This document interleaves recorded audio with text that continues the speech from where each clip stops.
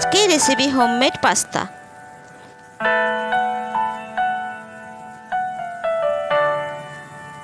আমি প্রথমে 1 কাপ ময়দা নিয়েছিলাম, ওটাকে শক্ত করে ছেনে নিয়ে বাটিতে 10 মিনিট ঢাকা দিয়ে রেখেছিলাম।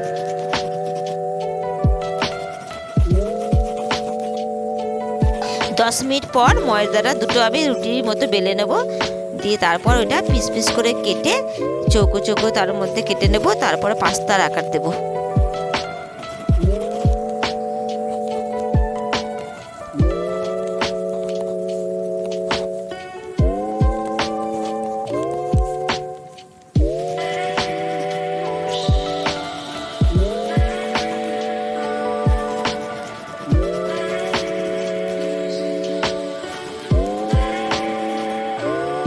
এটি কাটা চামচ নিয়ে আমি যে পিস করে ময়দাগুলো কেটে রেখেছি সেইগুলো কাটা চামচের উপর বসিয়ে দিয়ে রোল করে ঘুরিয়ে নেব।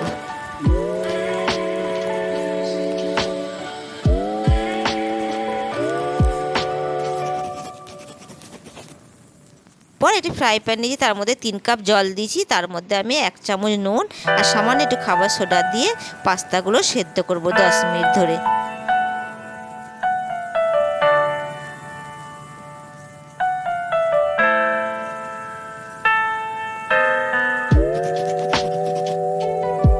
বা 10 মিনিট হয়ে গেছে। এবার আমি পাস্তাটা একটা ছাঁকনিতে ছেঁকে তুলে নেব, তারপর আমি সামান্য ঠান্ডা জল ওপর থেকে ছড়িয়ে দেবো, দিয়ে ওটা জল ঝরতে দেব। ফ্রাই প্যান নিয়েছি, তার মধ্যে আমি সাদা তেল দিয়েছি আর সামান্য একটু রসুন কুচি, লঙ্কা কুচি, পেঁয়াজ কুচি আর টমেটো কুচি দিয়েছি। দিয়ে একটু ভুনবো, ভুনে হলে ওর মধ্যে লঙ্কা, হলুদ, নুন আর জিরে দেবো।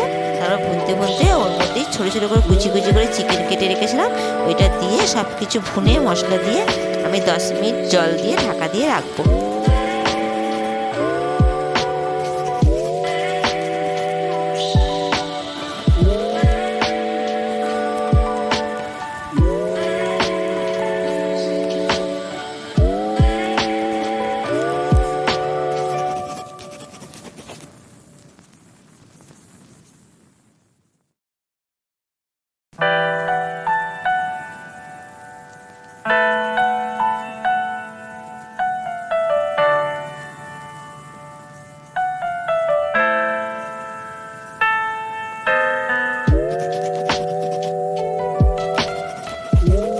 ঢাকাটি খুলে ওর মধ্যে আমি tomato sauce, soya sauce, chilli sauce আর ভিনেগার দেব, দিয়ে তারপর ওর মধ্যে পাস্তা সেদ্ধ করাটা ওর মধ্যে দিয়ে দেবো, দিয়ে ভালো করে কষে আবার 10 মিনিট ঢাকা দিয়ে আমি রাখবো।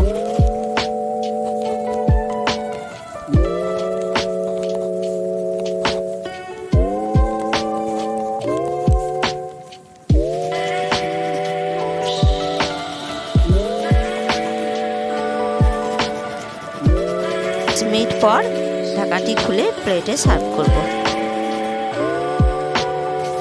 আমার রেসিপি হোমমেড পাস্তা রেডি।